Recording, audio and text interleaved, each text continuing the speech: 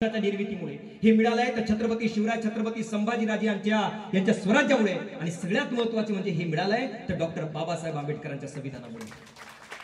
आणि म्हणून उपकार आहेत त्यांचे आपल्यावरती लक्षात घ्या। हे अधिकार आपल्या डॉक्टर बाबासाहेब आंबेडकरांनी शिक्षणाच्या माध्यमातून आम्हाला मिळवून दिला। तो पहिला अधिकार तो म्हणजे शिक्षणाचा अधिकार, हे लक्षात ठेवा। डॉक्टर बाबासाहेब आंबेडकरांनी सर्व महिलांना दिलेला दुसरा अधिकार, दुसरा हक्क तो म्हणजे मतदानाचा अधिकार। आधी फक्त मोजक्या लोकांना मत देण्याचा हक्क होता, मग पुरुषांपर्यंत तो आला। पण डॉक्टर बाबासाहेब आंबेडकरांनी सर्व महिलांना सुद्धा ते अधिकार दिला। आज तुम्ही तुमच्या आवडीचा एक नेता निवडू शकता, तुम्हाला आवडत असलेला एखादा नेता निवडू शकता। हा हक्क डॉक्टर बाबासाहेब आंबेडकरांनी दिला। तिसरा हक्क, तिसरा अधिकार बाबासाहेब आंबेडकरांनी सर्व महिलांना दिला, तो म्हणजे अन्यायाचा विरोध करण्याचा हक्क। लग्न झाल्यानंतर बऱ्याच मुला मुलींच्या बाबतीमध्ये असं होतंय की पुढे ते काही संसार टिकत नाही। बऱ्याचदा असं होतं की हुंड्यासाठी मुलींचा छळ केला जाते। आधी तसं नव्हतं, आधी बालविवाह पद्धती होती। 8 वर्षाच्या मुला मुलीचं लग्न लावून दिलं जात होतं, तिच्याकडे काही ऑप्शन नव्हतं। बालविवाह पद्धतीमध्ये काय ऑप्शन राहील त्या मुलीसाठी? काही अन्यायाचा विरोध करण्याचा काहीच कायदा नव्हता। अजून एक पद्धत होती, तुम्ही बाल विवाह पद्धत ऐकली, बाला जरट विवाह पद्धती सुद्धा होती। बाला जरट विवाह पद्धती म्हणजे काय? नवरा पाहिलं तर 60-65 वर्षाचा, मुलगी पाहिलं तर बिचारी कोडी 16-17 वर्षाची, आणि यांचे लग्न लावून दिले जात होतं। डॉक्टर बाबासाहेब आंबेडकरांनी हे दोन्ही कायदे रद्द केले। हिंदू कोड बिल म्हणजे नेमकं काय होतं? हेच तर होतं। आणि बाबासाहेबांनी ते आम्हाला संविधानाच्या माध्यमातून मिळवून दिलं। अन्यायाचा विरोध करण्याचा हक्क, सासू सासरे जर त्या मुलीची छळ करत असतील, तो नवरा जर मुलीचा छळ करत असेल, तर ते स्वतःच्या अन्यायाचा विरोध करण्यासाठी संविधानाच्या माध्यमातून कोर्ट कायद्यामध्ये जाऊन स्वतःसाठी एक कायदा लढू शकते। हा अधिकार डॉक्टर बाबासाहेब आंबेडकरांनी आपल्याला संविधानाच्या माध्यमातून मिळवून दिला। चौथा हक्क बाबासाहेब आंबेडकरांनी तुम्हाला आम्हाला दिला, तो म्हणजे स्वतःचा जोडीदार निवडण्याचा हक्क। आधी तसं नव्हतं, बालविवाह पद्धती होती, तर कुठला जोडीदार? आमचे आई वडील आम्हाला सांगतात, माझे आजोबा सांगतात, माझ्या आजोबांचा बालविवाह झाला। मुलगी होती बिचारी 8 वर्षाची आणि माझ्या आजोबांची वय होती 14 वर्षांची। माझे आजोबा सांगे, अरे म्हणे 7-8 वर्षाचं ते तुम्हाला दादा दादाच म्हणे, भाऊ भाऊच म्हणे। काय करू म्हणे आता इच्छा। मग हळूहळू जेव्हा वयामध्ये यायला लागले तेव्हा मग गोष्टी समजायला लागल्या। आधी तसं नव्हतं। आता जोडीदार निवडण्याचा हक्क बाबासाहेबांनी तुम्हाला आम्हाला दिला। कोणत्याही जातीतला असो, कोणत्याही धर्मातला असो, कोणत्याही पंथातला असो, एखादी मुलगी जर तुम्हाला आवडली, मुलीला एखादा मुलगा आवडला, तर तुम्ही लग्न करू शकता। संविधानाच्या माध्यमातून स्वतःसाठी प्रोटेक्शन सुद्धा मिळवू शकता। हा अधिकार सुद्धा बाबासाहेबांनी मिळवून दिला। बाबासाहेबांनी बाबासाहेबांचं एवढंच नाही, आधी काय होतं की बापाच्या संपत्तीमध्ये फक्त वाटा मुलाचा होता, पण आता तसं नाहीये। आता 50% शेअर्स पोरीचे सुद्धा असतं, आणि आता तसं रोल राहिलं नाहीये। म्हणून आता बहिणीचं सुद्धा आता ती एकदम स्वाभिमानानं जगते ती। आणि ते कसं आहे, आधीच्या काळी कसं होतं ना की जोपर्यंत बाप जिवंत आहे ना तोपर्यंत पोरगी माहेराला जात होती, पण आता तसं नाहीये। आता कसं आहे, अर्धा हक्क आहे म्हणून जातेच पोरगी। त्यामुळे तो हक्क सुद्धा डॉक्टर बाबासाहेब आंबेडकरांनी दिला। आणि म्हणून असे अनेक उपकार डॉक्टर बाबासाहेब आंबेडकरांचे आहेत। कधीतरी संविधान वाचा आणि त्या संविधानाच्या माध्यमातून आपल्याला या सगळ्या गोष्टी कधीतरी कळतील। पण आज तीच मुलगी आज बसमधल्या आरक्षणाच्या सीटवर बसून म्हणते, आपल्या मैत्रिणीसोबत शक्कल लढवते, म्हणते काय केलं म्हणे डॉक्टर बाबासाहेब आंबेडकरांनी आमच्यासाठी। बाई ज्या सीटवर बसली असणार ते सीट सुद्धा डॉक्टर बाबासाहेब आंबेडकरांची दिली। आणि म्हणून मुलगी कोणत्याही जातीतली असो, कोणत्याही धर्मातली असो, कोणत्याही पंथातली असो, मी तर सर्वांना जाहीरपणे असं म्हणतो, सकाळी उठल्यानंतर तुम्ही कोणा देवाला नमस्कार केला नाही तरी चालेल, कोणा भगवंताला नमस्कार नाही केला तरी चालेल, पण सकाळी उठल्यानंतर या सर्व महापुरुषांच्या फोटोसमोर एक फूल ठेवून फक्त हात जोडून त्यांना धन्यवाद म्हणा। कारण ते जर नसते तर मी जाहीरपणे सांगतो, आज स्त्रियांना या ठिकाणी बसण्याचा सुद्धा अधिकार या मनुस्मृतीला दिला नसता। हे उपकार डॉक्टर बाबासाहेब आंबेडकरांचे आपल्यावरती। आणि म्हणून आम्ही स्त्रियांचे उद्धारक म्हणून आम्ही डॉक्टर बाबासाहेब आंबेडकरांना पाहतो, स्त्रियांचे उद्धारक म्हणून। एवढेच नव्हे, आजच्या गव्हर्नमेंट आणि प्रायव्हेट कर्मचारी जी भाकरी खातो ना साहेब, नीट लक्ष देऊ नये का, आजच्या गव्हर्नमेंट आणि प्रायव्हेट कर्मचारी जी भाकरी खातो त्या भाकरीवर सुद्धा डॉक्टर बाबासाहेब आंबेडकरांची सही आहे। जे पगार उचलतो ना महिन्याला, त्या पगारीवर सुद्धा डॉक्टर बाबासाहेब आंबेडकरांचा हक्क आहे।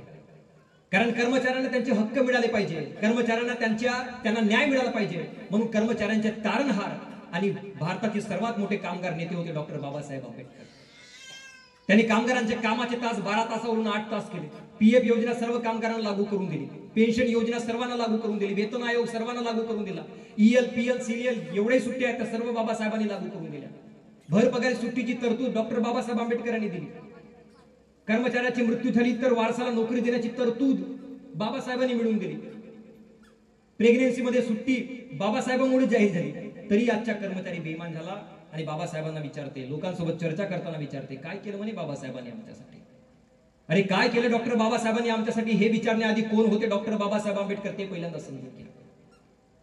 समता, जनता, मूकनायक आणि प्रबुद्ध भारत ही 4 न्यूजपेपर डॉक्टर बाबासाहेब आंबेडकरांनी चालवले, ज्यातून शोषितांचा आवाज बुलंद करणारे, ज्या समाजावर अन्याय अत्याचार होत असेल त्यांचा आवाज बुलंद करणारे महान संपादक होते डॉक्टर बाबासाहेब आंबेडकर. ज्याने 5000 वर्षाचा विषमतावादी इतिहास मातीत गाडून नवीन इतिहास निर्माण करणारे महान इतिहासकार होते डॉक्टर बाबासाहेब आंबेडकर. आणि ज्याने रक्ताचा एक साधा थेंबही सांडून दिला नाही जमिनीवरती, पण जगातली सगळ्यात मोठी राजनैतिक, सामाजिक, आर्थिक आणि धार्मिक क्रांती घडवून आणली असे महान क्रांतिकारक होते डॉक्टर बाबासाहेब आंबेडकर. ज्यांच्या प्रॉब्लेम ऑफ रुपी नावाच्या ग्रंथातून आरबीआयची म्हणजे रिझर्व्ह बँक ऑफ इंडियाची स्थापना होते आणि त्याच रिझर्व्ह बँक ऑफ इंडियाच्या अंतर्गत भारतातल्या सर्व बँका चालतात असे महान अर्थतज्ञ होते डॉक्टर बाबासाहेब आंबेडकर. तुला शिक्षण नाकारलं, तू सिंबल ऑफ नॉलेज झालास. तुला शिक्षण नाकारलं, तू सिंबल ऑफ नॉलेज झालास. तू अंधार सोसलंस पण लोकांना समतेचा प्रकाश दिला. तुला वर्गाच्या बाहेर बसवलं गेलं पण तरी देशाच्या संविधानाचा शिल्पकार झाला. तुला पाण्याचा घोट नाकारला गेला पण लोकांना तू 14 तडा दिलास. या मनुवादाने तुला वेळोवेळी हिनवलं, व्यवस्थेने तुला नाकारलं, पण तरीही खरा कोहिनूर तू भारताचा ठरलास. ते होते डॉक्टर बाबासाहेब आंबेडकर. 24 सप्टेंबर 1944 ला मद्रास इलाका शेड्यूल कास्ट फेडरेशनच्या जाहीर सभेत बोलताना डॉक्टर बाबासाहेब आंबेडकर असे म्हणाले होते, आपल्या सर्व समाजाला उद्देशून असे म्हणाले होते की ज्या आणि आपल्या घराच्या भिंतीवर लिहून ठेवा की मला या देशाची शासनकर्ती जमात व्हायची आहे, मला या देशाचं सरकार बनायचं आहे. आणि ज्यावेळी डॉक्टर बाबासाहेब आंबेडकर आपल्या समाजाला सांगत होते त्यावेळची परिस्थिती खूप बिकट होती. त्या समाजाला अजून घर नव्हते, घराला भिंती नव्हत्या, उभं ठेवा राहण्यासाठी सुद्धा जागा नव्हती. पण तरी डॉक्टर बाबासाहेब आंबेडकर आपल्या समाजाला सांगतात, त्यांच्या मनामध्ये विश्वास पेरतात, दूरदृष्टिकोन पेरतात की तुम्हाला उभं राहावं लागेल, स्वतःच्या घर उभं करावं लागतील आणि त्यासाठी तुम्हाला शिकावं लागेल, लढावं लागेल, संघर्ष करावा लागेल. तेव्हाचा काळ खूप बेकार होता. गाव कुसाबाहेर राहणारा आपला समाज, अस्पृश्य म्हणून हिनवला गेलेला आपला समाज, काय होईल त्या समाजाचे. पण आज बघा आपल्या समाजाने एवढी प्रगती केली आहे. काल झोपड्या गेल्या, आता घर आली, घर गेले, मोठमोठ्या बिल्डिंगा उभ्या झाल्या, मोठमोठे बंगले उभे झाले. पण डॉक्टर बाबासाहेब आंबेडकरांनी दिलेला तो विचार आजही आपल्या घरामध्ये जिवंत आहे का? मायबापांना स्वतःसाठी तो प्रश्न विचारा. डॉक्टर बाबासाहेब आंबेडकरांनी जो दृष्टिकोन आपल्या डोक्यामध्ये पेरून दिला तो आजही आपल्या डोक्यामध्ये आहे का हे विचारा. डॉक्टर बाबासाहेब आंबेडकरांच्या मूर्तीकडे कधीतरी तुम्ही नीट निरखून बघा. बाबासाहेबांच्या एका हातामध्ये भारताचं संविधान आहे आणि दुसरं उजव्या हाताने ते कुठेतरी दर्शवताना दिसतात. पाहिलं सगळ्यांनी पाहिलं. ते कोणाकडे दर्शवत असतील? काही जण म्हणतात पूर्वेकडे दर्शवतात, काही जण म्हणतात पश्चिमेकडे दर्शवतात. डॉक्टर बाबासाहेब आंबेडकर पूर्व पश्चिमेकडे दर्शवत नाही. डॉक्टर बाबासाहेब आंबेडकर नेहमी आपल्याला समोरची बाजू दाखवतात, दिल्लीकडे बोट दाखवतात. का? कारण समोर आहे आपलं भविष्य. डॉक्टर बाबासाहेब आंबेडकर म्हणजे प्रखर व्यक्तिमत्व होते. त्यांनी नेहमीच भारताच्या भवितव्याविषयी विचार केला आणि ते आपल्याला आजही सांगतात, पोरांनो अरे भविष्याकडे चला आणि पहिल्यांदा स्वतःचं भविष्य बनवा. त्यासाठी शिकावं लागेल, लढावं लागेल, संघर्ष करावा लागेल. त्यासाठी एक ध्येय ठेवावं लागेल. तुम्हाला राजकारणात काम करायचं असेल, समाजकारणात काम करायचं असेल, प्रशासनात काम करायचं असेल, एक ध्येय स्वतःच्या डोळ्यासमोर ठेवायला बाबासाहेब आंबेडकर आम्हाला शिकवतात. क्रांतीसूर्य महात्मा ज्योतिबा फुले म्हणायचे की ध्येय नसलेली माणसं ही साबणाच्या फेसासारखी असतात, थोड्या वेळापुरतं दिसतात आणि मग नेहमीसाठी गायब होऊन जातात. माणूस जगतो, शिक्षण घेतो, पैसे कमावतो आणि मरून जातो. जीवन जगतो कमवण्यासाठी, कमवतो खाण्यासाठी, खातो जगण्यासाठी, तरी शेवटी त्याला एक दिवस मरावंच लागतो. पण निवड मरण्याच्या भीतीने जर तुम्ही जगत असाल तर मला वाटतं तुमच्या आजच मेलेलं बरं. का? कारण शिवशाहू फुले आंबेडकरी चळवळ म्हणजे परिवर्तनाची चळवळ आहे आणि या परिवर्तनाच्या चळवळीत काम करायला भिणारी माणसं ही जिवंतपणे मेलेली असतात आणि शिवशाहू फुले आंबेडकरी चळवळीत काम करणारी माणसं मेल्यावरही जिवंत राहतात. निवड खा प्या आणि मजा करा यासाठी तुम्ही जीवन जगत असाल तर तुमचे जगणे व्यर्थ आहे. डॉक्टर बाबासाहेब आंबेडकर आपल्या समाजाला सांगत होते, आपल्या भाषणातून सांगत होते, अरे स्वतःच्या लेकराच्या, स्वतःच्या मुलाबाळाच्या पोषण तर एक जनावर सुद्धा चांगल्या पद्धतीने करत आहे, पण माझ्या नजरेमध्ये तोच खरा एक आदर्श पुरुष आहे जो स्वतःच्या कुटुंबाबरोबरच समाजासाठी सुद्धा तितकाच वेळ देतो. समाजासाठी वेळ द्यायचा कधी. आज बघा एवढं सुंदर कार्यक्रमाचे आयोजन पोरांनी केलं, काय स्वार्थ असेल त्यांच्या याच्यामध्ये? फक्त एवढंच ना की आपल्या महापुरुषाचे विचार जिवंत असले पाहिजे, पण तरी आपण घरी बसून राहतो. साधा आपण इथे येऊन बसू सुद्धा शकत नसेल तर आमच्या डोळ्यांसमोर या महापुरुषांचे काय विचार असतील? त्या लेकरांनी गेल्या 1-2 महिन्यापासून कार्यक्रमासाठी वक्त्यांची बुकिंग करणे असो, कार्यक्रमाचे आयोजन नियोजन करणं असो, सगळ्यांसाठी त्यांनी धावपळ केली. एक समाज म्हणून आपली जबाबदारी एवढी आहे की नाही एवढं सुंदर आयोजन केलंय आणि त्यांचे मनोबल वाढवण्यासाठी किमान आपण इथे येऊन बसले तरी पाहिजे. पण शोकांतिका आहे साहेब की मला वाटतं की अजूनही आमच्यापर्यंत डॉक्टर बाबासाहेब आंबेडकर पोहोचले नाही. शोकांतिका या गोष्टीची आहे की आमचे महापुरुष अजूनही आमच्यापर्यंत पोहोचलेले नाही. आज आम्हाला कसं आहे, आम्ही आळशी जण आहोत, आम्हाला फुकटमध्ये खायला भेटते, फुकटमध्ये सगळं भेटतंय, काय आम्हाला महापुरुषांच्या कष्टाची जाणीव असेल. समाजासाठी वेळ द्यायचा नसतो, समाजासाठी वेळ काढायची असते. लक्षात घ्या. एखादा 20-22 वर्षाचा मुलगा असेल ना, त्याला म्हणून बघा, अरे आपल्या गावामध्ये जयंतीचे कार्यक्रम साजरा करायचे, तो म्हणते नाही आता शिक्षण सुरू आहे म्हणे, आता तो होऊ शकणार नाही. 25 वर्षात झाला म्हटलं आता तरी करून बघू म्हणे, नाही आता नोकरीच्या शोधात आहे. 30 वर्षात झाला म्हटलं आता नाही म्हणे लग्न करायचं. 35 वर्षात झाला म्हटलं आता म्हटलं मुलं लहान लहान आता मग नंतर बघू. 40 वर्षात झाला म्हटलं आता नाही मुलं आता पहिली दुसरीला झाले, ठीक आहे. 45 वर्षात झाला, 50 वर्षात झाला म्हटलं आता मुलं 10वीला आहेत म्हणे, आता तर होऊ शकत नाही म्हणे. 55-60 वर्षात झालं म्हटलं आता तरी करूया का जयंती, म्हणलं नाही आता रिटायर झाल्या त्यानंतर पाहू. 65 वर्षात झाला म्हणा आता करायची ती इच्छा खूप आहे म्हणे, पण मला गुडघ्यामध्ये त्रास आहे म्हणे. 70-75व्या वर्षी त्याला विचारायला जाल तर माहित चाललं तो मेला. आणि तुमच्या माहितीसाठी तुम्हाला सांग नाही, 17 दिवसांच्या आत तुमच्या प्रॉपर्टीवरून तुमचं नाव कमी केलं जाते. तर ज्या प्रॉपर्टीसाठी तुम्ही धावपळ करून राहिल्या, घरासाठी, जमिनीसाठी, जागा, अजून काय पद प्रसिद्धीसाठी, 17 दिवसांच्या आत तुमच्या प्रॉपर्टीवरून सर्व नाव वजा होते. आपल्या समाजाला मजबूत करायचं असेल ना, फक्त 3 लोक महत्वाचे असतात. कोणताही समाज असो, 3 लोक मजबूत असले पाहिजे. ज्यांच्याकडे पैसा आहे त्याने गावासाठी पैसा द्यावा, आपल्या समाजासाठी पैसा द्यावा. ज्यांच्याकडे वेळ आहे त्यांनी आपल्या समाजासाठी वेळ द्यावी. जे कष्ट करू शकतात त्यांनी आपल्या समाजासाठी कष्ट करावे, आणि जे काहीच करू शकत नाही त्यांनी निदान तरी गप्प बसावं. अडचण पहिल्या तिघांची नाहीये. ज्यांच्याकडे पैसा आहे ना ते भरभरून पैसा देतात कार्यक्रमासाठी. जिथं 500 रुपये मागितलं ते 1000 रुपयाची पावती फाडतात. जे कष्ट करू शकतात ते बिचारे कष्टही करतात कार्यक्रमासाठी. त्यांना सांगावं लागत नाही, फोन करावं लागत नाही की आपल्याला कार्यक्रमाचे आयोजन नियोजन करायचं म्हणून नाही. जे वेळ देऊ शकतात ते बरोबर आपल्या कामासाठी वेळ देतातही. अडचण तिघांची नाही, अडचण या चौथ्याची आहे. काहीच करत नाही पण यांची वडवडच जास्त असते. आणि वडवड करणारी माणसं कधी चळवळ खराब करतील काय सांगता येत. अडचण यांचीच आहे. आणि मला माहिती आहे, तुम्हाला सांगतो 70% वडवड करणारीच राहतात समाजात. हेच आपल्या समाजाला कधी पुढे जाऊ देत नाही. मी तुम्हाला सांगतो, एक नेहमी उदाहरण देतो. झाडू जो आहे ना, झाडू जोपर्यंत एकत्र बांधलेला असतो ना तोपर्यंत तो घर साफ करतो, पण तो झाडू जेव्हा विखुरला जातो ना तेव्हा तो स्वतः कचरा बनून जातो. म्हणून एक गोष्ट लक्षात ठेवा, जो माणूस स्वतःच्या समाजासोबत जुळून राहतो, जो व्यक्ती आपल्या समाजाला धरून चालतो त्याची किंमत होत असते. जो व्यक्ती आपल्या समाजाला तोडून जगतो ना, एक ते नेहमी उदाहरण दिले जातं. मी कुठेतरी वाचलं होतं की एक व्यक्ती गेला, त्याला द्राक्ष घ्यायचे होते. त्याने भाव विचारले का ठेल्यावाल्याला, म्हटले द्राक्ष किती दिले, तो म्हणले 60 रुपये किलो. म्हटलं ठीक आहे. मग त्या ठेल्यावर काही असे तुटले सुद्धा ते द्राक्ष होते. म्हटले यांचे काय भाव, तो म्हटले सर हे 20 रुपये किलो. म्हटलं यांच्यात काय फरक आहे, तो 60 रुपये हे 20 रुपये म्हणजे काय चवीमध्ये फरक आहे, चवीत फरक नाही हो सर म्हणे. ते गुच्छामध्ये आहेत ना म्हणे म्हणून 60 रुपये किलो, तुटले आहेत ना म्हणून यांची किंमत 20 रुपये किलो. त्या दिवशी मला एक गोष्ट समजली की बघा, जो व्यक्ती आपल्या समाजाला धरून चालते, जो व्यक्ती आपल्या संघटनाला धरून चालते, आपल्या परिवार आपल्या मित्रांना धरून चालते, त्याची किंमत पूर्ण होते. आणि जो व्यक्ती आपल्या समाजाला तोडून जगते त्याची किंमत अर्ध्याहून अर्धी कमी होते. मान्य करतो, प्रत्येक संघटनेमध्ये प्रत्येक समाजामध्ये मतभेद होतात, मतभेद झाले पाहिजे, वैचारिक मतभेद होतात, राजकीय मतभेद होतात, पण मनभेद मात्र ठेवू नका. कारण ज्या ज्या चळवळीमध्ये मनभेद आले ते चळवळ मोडायला लागते. आणि म्हणून मनभेद ठेवू नका. आज मला शोकांतिका ह्या गोष्टीची वाटते की आपला समाज एकत्र नाहीये, अजूनही आपला समाज एकत्र नाहीये.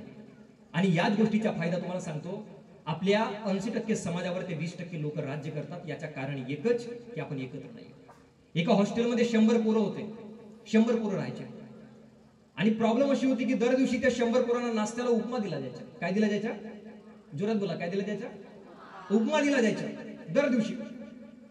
आता रोजचा उपमा खाऊन तर कोणी बोर होईल, काय रोज तेच कटकट. एक दिवस 2 दिवस दिला ठीक आहे, आठवड्याभर तोच उपमा द्यायचा. त्याच्यातल्या 70-80 पोरं ते बंड त्यांनी पुकारला. म्हटलं आम्हाला उपमा नाही पाहिजे, आम्हाला दुसरं काहीतरी पाहिजे. पण त्या उलट जे 20 पोरं होते त्यांना उपमाच पाहिजे होता. मग यांच्यामध्ये दर दिवशी वादावा, शाब्दिक चकमक होत होती यांच्यामध्ये. मग काय करावं, वार्डन पर्यंत गोष्ट गेली हॉस्टेलच्या. तो म्हणला यांच्यावर काहीतरी तोडगा काढला पाहिजे. म्हटलं ठीक आहे, आपण एक काम करू, आपण एक वोटिंग घेऊया, एक वोटिंग घेऊ, छोटीशी निवडणूक घेऊया. म्हटलं ठीक आहे, ज्या पदार्थाला जितके जास्त वोट पडतील तो पदार्थ नाश्त्याला दिला जाईल, तो पदार्थ जिंकेल. म्हटलं ठीक आहे. आता दुसऱ्या दिवशी यांचे सगळं ठरले. त्या 20 लोकांचा वेगळा गट होता आणि 80 लोकांचा वेगळा गट होता. 80 लोकांना उपमा पाहिजे नव्हता, 20 लोकांना उपमा पाहिजे होता. त्या 20 लोकांचे एकदम पक्क ठरलं होतं, आपण उपम्यालाच वोट करायचं, एकदम पक्का. त्यांचा आमदार कोणी फोडणार नव्हता, एकदम फिट. पण या 80 लोकांचा अजून ठरलंच नव्हता बनवायचं काय. आता कोणी म्हणे मसाला डोसा पाहिजे, कोणी म्हणे इडली सांबार पाहिजे, कोणी म्हणजे पोहे दिले पाहिजे, कोणी म्हणे मॅगी नूडल्स दिले पाहिजे, कोणी म्हणे वडापाव दिला पाहिजे. आता एक दिवस असेल भाऊ, चला ठीक आहे, यांची काही मतच नाही जुळून राहील. मग शेवटी काय, वोटिंगचा दिवस आला आणि वोटिंगच्या दिवशी मग पदार्थाची सगळी आली. ज्या पदार्थाला जितके जास्त वोट पडतील तो पदार्थ जिंकणार. 20 लोकांचं पक्क ठरलं होतं, त्या 20 लोकांनी पटापट जाऊन आपल्या उपम्याला वोट केलं. 20 वोट पडले उपम्याला. आता यांचे काय ठरलं नव्हतं, मग काय झालं, 18 वोट पडले त्या मसाला डोस्याला, 16-17 वोट पडले त्या इडली सांबारला, 12-15 वोट पडले त्या पोह्याला, 10-12 वोट पडले त्या मॅगी नूडल्सला आणि उरले सुरले वोट पडले मग त्या बाकीच्या इतर पदार्थाला. शेवटी निकालाचे एक कागद हाती आले. ज्या पदार्थाला जितके जास्त वोट पडतील तो पदार्थ जिंकणार होता आणि सर्वात जास्त वोट पडले कोणाला, उपम्याला. शेवटी तोच पदार्थ नाश्त्याला दिला जाऊ लागला. मला सांगा बरं, साधा आहे, एखाद्या पहिलीतल्या पोराला जरी विचारलं की एका बाजूला 80 पोरात, एका बाजूला 20 पोरात, कोणी जिंकलं पाहिजे, कोणी सहज उत्तर देईल 80 पोरं जिंकले पाहिजे. पण समाजामध्ये गोष्ट होत नाही. यामागे कारण काय माहित आहे? अजूनही आपला समाज विखुरलेला आहे, अजूनही आपला समाज तुटलेला आहे. मी एक गोष्ट तुम्हाला बोलतो की भारत स्वतंत्र कसा झाला हे वाचण्याआधी आपण गुलाम काऊन झालो होतो हे पहिल्यांदा वाचा. कारण जो समाज विखुरलेला असतो तो लवकर गुलाम होतो असे म्हणतात. असे म्हणतात की इंग्रज जेव्हा सुरुवातीला आपल्या भारतामध्ये आले त्यांची संख्या 100-150 होती, 100-150. त्या 100चे मग 1000 झाले, 1000चे 10,000 झाले, 10,000चे 1,00,000 झाले आणि या 1,00,000 इंग्रजांनी आपल्या 30 करोड लोकांवर राज्य केलं. तुम्ही म्हणाल हे कसं काय पॉसिबल झालं? यात असं कारण होतं की जे सुरुवातीचे 100,000 जे इंग्रज आले ना, त्यांनी भारतीयांच्या विशेष अभ्यास केला आणि भारतीयांचा अभ्यास केल्यानंतर त्यांना एक गोष्ट समजली की नाही, भारतातल्या लोकांना जाती जाती, धर्माधर्मात, प्रांताप्रांतात, गरीब श्रीमंतामध्ये एवढे वाटून टाका, यांना फोडा आणि त्याच्यानंतर याच्यावर राज्य करा. मग हे काय, हे 30 करोड का 300 करोड जरी झाले तरी आपल्यावर राज्य करू शकणार नाही. आणि याच गोष्टीचा त्या लोकांनी आमच्यावर फायदा घेतला. लक्षात घ्या, हा जग बडी तो कानपिडी या तत्वावर चालते. म्हणजे जो समाज जितका जास्त मजबूत राहील, पॉवरने, पैशाने, शिक्षणाने, तो समाज तितका येणाऱ्या काळामध्ये राज्य करेल. पण विचार करावा, आज आपण एकत्र आहोत का? आज बहुजन समाज म्हटलं तर लोकांना वाटतं फक्त एससी कम्युनिटी दिसते, पण बहुजन समाजामध्ये एससी, एसटी आणि ओबीसी सर्व समाज आहे. पण अजूनही आपल्या समाजाला या गोष्टीचे भान का राहिला नाही? आज कशाला तरी डॉक्टर बाबासाहेब आंबेडकरांचे नाव द्या, कशाला तरी माता रमाईंचे नाव द्या, बौद्ध बांधवांना खुश करता येते. कशाला तरी भगवान बाबांचे नाव द्या, वंजनी मतदार खुश करता येते. कशाला तरी अहिल्यामाईंचे नाव द्या, धनगरांना खुश करता येते. कशाला तरी बिरसा मुंडांचे नाव द्या, आदिवासी बांधवांना खुश करता येते. कशाला तरी छत्रपती शिवराय, छत्रपती संभाजीराजेंचे नाव द्या, मराठ्यांना खुश करता येते. म्हणजे याचा अर्थ काय? राजकीय लोकांना, राजकीयांना सगळ्यांना माहित आहे की यांना जाती जाती, धर्माधर्मात यांच्या महापुरुषांच्या पुतळ्यामध्ये वाटून टाका. म्हणजे हे काय, आपल्यावर कधीच प्रश्न विचारणार नाही. जातीच्या आणि अस्मितेची भांग यांना पाजून ठेवा आणि याच गोष्टीचा फायदा आपल्या समाजात हे नेते मंडळी आपल्याकडून घेतात. पण अजूनही आपण झोपलेलो. मला सर्वांना एक सांगणं आहे, घरी गेल्यानंतर एक काम तेवढं करा. तुम्ही ज्याही महापुरुषांना मानत असाल, ज्याही महापुरुषांना, त्या महापुरुषांचे आत्मचरित्र आपल्या घरी ठेवा. आणि आत्मचरित्र वाचायची वेळ नसेल तर फक्त एक गोष्ट करा, गुगलवर जा आणि त्या सर्व महापुरुषांची कास्ट काय होती, जात काय होती ते समजून घ्यायचा प्रयत्न करा. मग ते तथागत गौतम बुद्ध असो, डॉक्टर बाबासाहेब आंबेडकर असो, छत्रपती शिवाजीराजे असो, अण्णाभाऊ साठे असो, भाऊराव पाटील असो, या सर्व महापुरुषांची तुम्ही जात तपासून बघा. तुम्हाला एक गोष्ट दिसेल, हे सर्व महापुरुष एका जातीचे नव्हते. हे सर्व महापुरुष एका जातीचे नव्हते, पण एका विचाराचे होते आणि त्यांचे विचार हे समाजाला एकत्र करणारे होते. त्यांनी विखुरलेल्या समाजाला एकत्र करण्याचा प्रयत्न केला आणि म्हणून ते आपल्याला आजही सांगतायत. आणि आपल्याला आजही आपल्या त्या मूर्तीच्या माध्यमातून म्हणा, विचारांच्या माध्यमातून आपल्याला सांगतायत की जितका समाज जास्त विखुरलेला असेल, येणाऱ्या काळामध्ये तो तितका जास्त कमकुवत होईल. आणि याच गोष्टीच्या बाहेरची लोक आपल्यावर फायदा घेतात. जगाला शांतीचा संदेश देणारे महान तथागत गौतम बुद्ध, ज्यांनी आपल्यासाठी हे स्वराज्य निर्माण करून दिले, छत्रपती शिवाजी महाराज, छत्रपती संभाजीराजे, ज्यांनी आमच्यासाठी एवढे सुंदर संविधान निर्माण करून दिले, डॉक्टर बाबासाहेब आंबेडकर, कर्मवीर भाऊराव पाटील, हे सर्व महापुरुष. मला एकच सांगणं आहे जयंती उत्सवाच्या निमित्तानं की या सर्व महापुरुषांना जातीपातीमध्ये आखू नका. कारण सर्व लोकांना, बाकी इतर धर्मातल्या लोकांना, इतर जातीतल्या लोकांना गर्व आहे की नाही सरकार आमच्या जातीच्या माणसाच्या पुतळा उभं करते. लोकांना जे पाहिजे ते सरकार देतेच बरोबर आणि सरकारला जे पाहिजे ते लोक बरोबर देतात, वोटिंग करतात.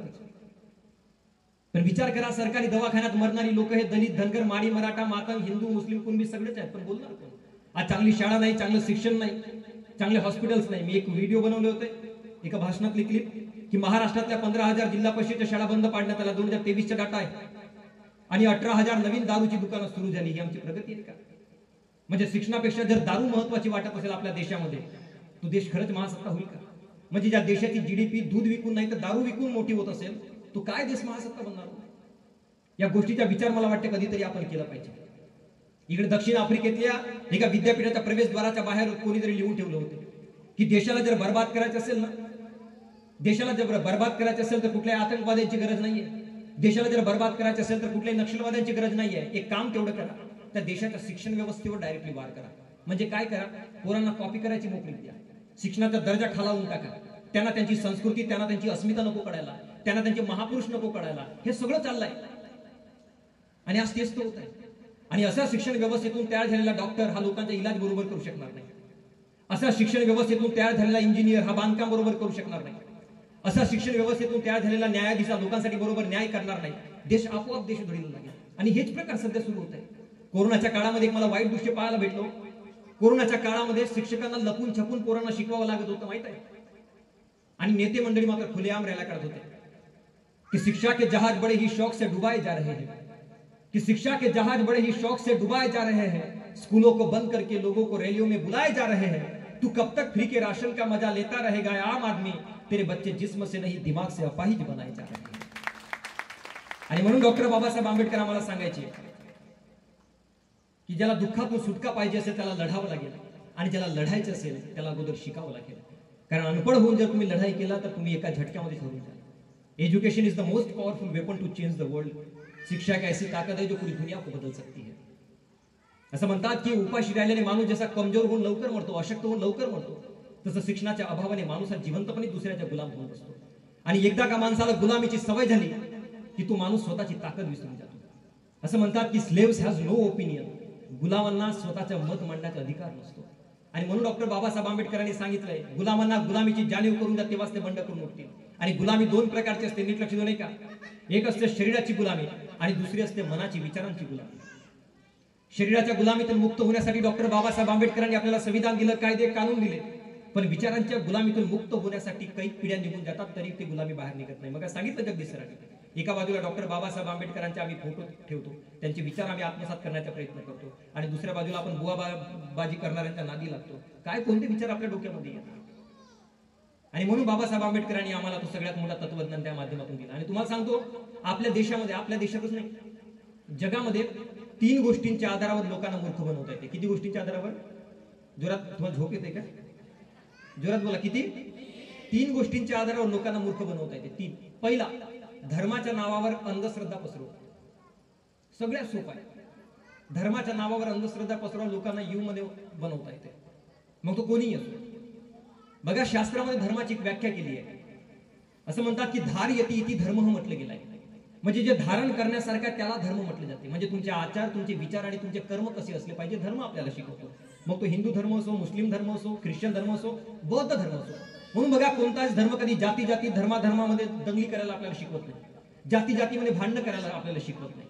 आणि महत्वाचे म्हणजे हे आहे की जर बाकीच्या धर्माची मजा मस्करी करून तुम्हाला जर मजा येत असेल ना, नीट लक्ष देऊ नये का, आपण बौद्ध बांधवाचे असो किंवा आपण हिंदू धर्माचे असो, असं म्हणतात की जो व्यक्ती स्वतःच्या आईवर प्रेम करते ना, जो व्यक्ती स्वतःच्या बहिणीवर प्रेम करते ना, तो समाजातल्या बाकीच्या आया बहिणीवर सुद्धा त्याच नजरेनं प्रेम करते. म्हणून मला वाटतं की जो व्यक्ती स्वतःच्या धर्मावर प्रेम करतो ना, तो बाकीच्या इतर धर्मावर सुद्धा तेवढाच प्रेम करतो. आणि ज्या माणसाला बाहेरच्या इतर धर्माची मजा मस्करी करून मजा येत असेल ना, समजून जायचं की तो आपल्या धर्मापासून भटकला. आणि धर्माच्या गोष्टी आपण करतोय, ऐकतो कोणाकडून. आज कोणी उठसूट कीर्तनकार होते, कोणी धर्मपंडित होते, कोणी भंते जीवायला लागले. आपण धर्माच्या गोष्टी ऐकतो कोणाकडून हे सुद्धा महत्वाचे आहे. क्योंकि ज्ञान की बातें अगर आप बिल्ली से सुनते हो तो चूहा खाना भी वो पुण्य का काम बताएगी. ज्ञान की बातें अगर आप चोर से सुनते हो तो चोरी करना भी वो पुण्य का काम बताएगा. असे बरेच आहे, लिस्ट आता काढायला गेली तर खूप मोठी आहे. धर्म आपल्याला कधीच शिकवत नाही. धर्म आपल्याला गाडगे बाबांनी सांगितलंय, सगळ्या धर्माचा सार सांगितलाय. भुकेल्याला अन्न द्या, ज्यांच्याकडे कपडे नाही त्यांना मदत करा, ज्याला शिक्षण पाहिजे त्याला शिक्षण द्या, कधी चोरी करू नका, कोणाची निंदा नालस्ती करू नका. हे धर्म आपल्याला शिकवतो. आज सगळे धर्म मानायला लागले, धर्माच्या आधारावर कोणी चालायला लागले नाहीये. म्हणून धर्माच्या नावावर मूर्ख बनवणे सगळ्यात सोपं आहे. दुसरं आहे, खोट्या गोष्टी सांगून लोकांना मूर्ख बनवणे. कोणीतरी येते, सांगते मी हे करेन ते करेन, करत कोणीच नाही. बघा, असं म्हटलं गेलं की एखादा नेता येते आणि म्हणत असेल की मी तुमच्यासाठी हे करेन, एकदा खोटं बोलेल तर ते खोटं वाटते आपल्याला. पण तोच एक खोटं वाक्य जर तो पुन्हा पुन्हा जर बोलत असेल तर ते आपल्याला खरं वाटायला लागते. आणि मग आपली अवस्था मेंढरांसारखी होते. नारायण सूर्य असे म्हणतात, आम्ही मेंढर यावं त्याने हकालावं, आणि 5 वर्षाच्या बोलीने होते आमच्या लिलाव. दर 5 वर्षाने आमच्या गायकी बदलते. आम्हाला चारणारा आमच्या आमदार असो खासदार असो बदलतो, पण आमचा सुधार काही होत नाही. म्हणून खोट्या गोष्टी सांगून लोकांना मूर्ख बनवता येते. आणि तिसरी गोष्ट म्हणजे काय, लालच आणि भीती दाखवून लोकांना मूर्ख बनवणे. म्हणजे हे कराल तर स्वर्ग भेटेल आणि ते कराल तर नरक भेटेल, बस याच गोष्टीच्या पायी लोकांना मूर्ख बनवता येते. आणि म्हणून डॉक्टर बाबासाहेब आंबेडकरांनी, गौतम बुद्धांनी, तथागत गौतम बुद्धांनी अत्तदीप भव सांगितलंय, आधी स्वतःला स्वयं प्रकाशित करा आणि मग जगाला प्रकाशित करण्याचा प्रयत्न करा. जो व्यक्ती स्वयं प्रकाशित असते ना, त्याला जाणीव असते श्रद्धा काय आणि अंधश्रद्धा काय. किंचितचा फरक असतो बघा, श्रद्धा आणि अंधश्रद्धा यांच्यामध्ये खूप किंचितचा फरक असतो. आपण कधी अंधश्रद्धेच्या नादी लागलो आपल्याला पता सुद्धा चालत नाही, माहित सुद्धा लागत नाही. स्वतःला जागृत करण्याचा प्रयत्न करा. वामनदादांनी म्हटलंय, उद्धारली कोटी पुढे भीमा तुझ्या जन्मामुळे. डॉक्टर बाबासाहेब आंबेडकरांचा जन्म झाला आणि कैक पिढ्यांच्या कैक कुळांचा उद्धार झाला. पण दुसऱ्या बाजूला जेव्हा चित्र पाहतो मी समाजातलं फार वाईट वाटतं. आज 10-12 वर्षांची पोरं मला गुटखा खाताना दिसतात, नशा करताना दिसतात. ही आमच्या समाजाची झालेली प्रगती नाहीये. 15-16 वर्षांची मुलं मुली पार्ट्यांच्या नावाखाली बियर प्यायला लागलेत, दारू प्यायला लागलेत, हायवेवर केक कापायला लागलेत. ही आमची संस्कृती नाहीये. 18, 19, 20 वर्षाची मुलं मुली पळून जाऊन लग्न करायला लागलेत. ही आमची प्रगती नाहीये, लक्षात घ्या. आणि मुलं मुली जर या दिशेला चालले असतील, वाईट मार्गाला चालले असतील, तर यामागे त्या मुलांचा सुद्धा दोष नाहीये. यामागे मला वाटते 3 गोष्टी जबाबदार आहेत. नीट लक्ष देऊ नये का? प्रत्येक मायबापानं, प्रत्येक तरुण मुला मुलींनी या गोष्टीचा विचार घरी गेल्यानंतर करावा. आपली लेकरं जर वाईट मार्गाला जात असतील तर यामागे पहिला कारण म्हणजे आपल्या आई वडिलांचे संस्कार कुठेतरी कमी पडतात. आपली लेकरं वाईट मार्गाला जातात यामागे दुसरं कारण मला वाटते ती म्हणजे आपली शाळा, जी शाळा आपल्या लेकरांना जीवनाचं खरं शिक्षण देत नाही. आणि तिसरा म्हणजे आपला समाज, ज्या समाजानं आपल्या लेकरांवरती लक्ष ठेवलं नाही म्हणून आपली पोरं वाईट दिशेला चालते. मी आई वडील एवढ्यासाठी म्हणतो कारण बघा, आई वडील म्हणजे त्या लेकराच्या जीवनातलं चालतं बोलतं विद्येचे विद्यापीठ आहे. प्रत्येकाला नीट लक्ष देऊ नाही का? घरामध्ये लेकरू जन्माला आल्यानंतर तो पहिल्यांदा आपल्या आईकडे पाहून जगतो, दुसऱ्यांदा आपल्या बापाकडे पाहून जगतो. माझी आई काय करते, माझे वडील काय करतात, आणि त्यांचे आचरण त्या लेकरामध्ये उतरायला लागतात. आणि म्हणून ते संस्कार आपल्यामध्ये रुजले पाहिजे. मी एक फोटो बघितली फेसबुकला, मला वाटते चैत्यभूमीवर कोणीतरी ती फोटो काढली. बाबासाहेबांना अभिवादन करण्यासाठी जेव्हा तिथे बरेच लोक जातात, एक म्हातारा बाप होता, धोतर नेसलेला म्हातारा बाप, नऊवारी नेसलेली म्हातारी आहे. दोघे जात होते, पाठमोरी आकृती होती आणि त्यांच्या डोक्यावर पुस्तकांचं गाठोडं होतं आणि त्या गाठोड्यामध्ये संविधानाचं पुस्तक होतं. माझ्या ते फोटो पाहिल्यानंतर मला आठवलं की यार काय भारी आहे. ते म्हातारा बाप किती कमवत असेल महिन्याला, साधारण 10-12 हजार रुपये. म्हातारी आई काय कमवत असेल, घरचे कामं वगैरे करत असेल, बिचारा अज्ञानी असेल, अडाणी असेल, पण त्याने जे डोक्यावर घेतलंय ती पुस्तक साधी नव्हती बरं का. डॉक्टर बाबासाहेब आंबेडकरांचं संविधान त्याने डोक्यावर घेतलं होतं. त्याला माहित आहे, त्याला त्या ठिकाणी माहित आहे की त्यात शेकडो हजारो ओळी आहेत, त्या ठिकाणी लाखो शब्द आहेत आणि करोडो अक्षर आहेत त्या संविधानामध्ये. आणि सगळ्यात महत्वाचे म्हणजे त्यांच्या उद्धारकर्त्याच्या डॉक्टर बाबासाहेब आंबेडकरांचा जीव त्या संविधानामध्ये दडलेला आहे. मला एक गोष्ट समजली, मला त्या दिवशी एक गोष्ट लक्षात आली की बापाचं आयुष्य जरी काटकसरीने निघालं असेल, बापाचं आयुष्य जरी कसं बसं निघालं असेल, पण ज्याही लेकराचा तो बाप असेल ना, मी लिहून देतो की एक दिवस तो लेकरू आपल्या बापाचं नाव जरूर काढेल, कारण डॉक्टर बाबासाहेब आंबेडकरांचे संविधान त्या घरामध्ये, डॉक्टर बाबासाहेब आंबेडकरांनी लिहिलेलं पुस्तक त्या घरामध्ये. सोहनलाल शास्त्री असे म्हणतात की डॉक्टर बाबासाहेब आंबेडकरांना बीपीच्या, आपल्या शुगरचा खूप त्रास होता. पायांना सुजन येत होती रात्रीला अभ्यास करता करता, तेव्हा पायाला बांधून एका चेअरवर ठेवून डॉक्टर बाबासाहेब आंबेडकर संविधान लिहित होते. जे संविधान आपण वाचतो ना, स्वतःच्या रक्त आटवून बाबासाहेबांनी ते संविधान लिहिलंय, स्वतःच्या रक्त आटवून. आणि म्हणून मला फार अभिमान वाटला. आज मायबाप म्हणून तुम्ही स्वतःसाठी विचार करावं की आपल्या घरामध्ये आम्ही बाबासाहेबांच्या किती चरित्राचं वाचन करतो, किती पुस्तकांचं आपण वाचन करतो. माझ्या घरामध्ये सगळ्या महापुरुषांची फोटो लावलेले आहेत, सर्व महापुरुषांची. एक पोरगा आला, मला वाटतं तो 3री-4थीतला असेल, कॉलेजमध्ये शिकणारा पोरगा आला, त्याने सर्व महापुरुषांच्या फोटोकडे पाहिल्यानं म्हणते हे किसकी फोटो आहे, सगळ्यांचा म्हणजे फोटो किसकी आहे. मी म्हटलं तुला ओळखता येत नाही का? म्हणे नाही ना, म्हणे पहचान मीच नाही आले, कोण आहे म्हणे, आपले दादाजी आहे का म्हणे. म्हटलं यार याला माहितीच नाही. तेवढ्यात त्याची आजी बाहेर आली, ते म्हणे दादा म्हणे याच्यासोबत मराठीत बोलू नका म्हणे, त्यासोबत हिंदीत बोला म्हणे, मराठी समजत नाही. म्हटलं माय दुनियाभरच्या गोष्टी सांगितलीस म्हटलं आपल्या लेकराला, पण ज्या महापुरुषामुळे तुझ्या माझ्या अस्तित्वाला जाण आहे त्या लेकराचे, त्या महापुरुषाची जाणीवच त्या लेकरांना करून दिली.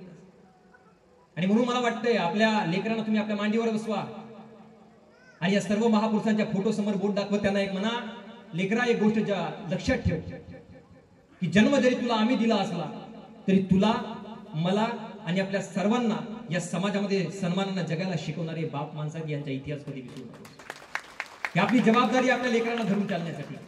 मी इकडे एका अकोल्याला कार्यक्रमासाठी होतो आणि कार्यक्रमाच्या निमित्तानं माझी ज्यांच्या घरी थांबण्याची सोय करण्यात आली होती, त्यांचं घर खूप सुंदर होतं आणि त्या घरावर बाबासाहेबांची खूप सुंदर अशी सही काढलेली होती. मी म्हटलं त्या आजीला, म्हटलं आजी बाबासाहेबांच्या सहीला सोबत एवढं सुंदर घर बांधलं म्हटलं तुम्ही, आम्ही खातो त्या भाकरीवर बाबासाहेबांची सही आहे गाणं ऐकलं होतं म्हटलं, पण आम्ही राहतो त्या घरावर बाबासाहेबांची सही आहे असं गाणं लिहायची पाळी आहे म्हटलं. आता ती मावशी खूप खडखडून हसली, पण त्या दिवशी तिने सांगितलं ना, दादा म्हणे आपण काय शिड्या भाकरीवर आपलं पोट भरलंय म्हणे. पण आज पोरं शिकलेत, बाबासाहेबांच्या या महापुरुषांच्या आदर्श डोळ्यापुढे ठेवला आणि आपले माझे दोन्ही पोरं, एक मुलगा शिक्षक आहे, मुलगी सुद्धा शिक्षिका आहे, आणि त्यांनी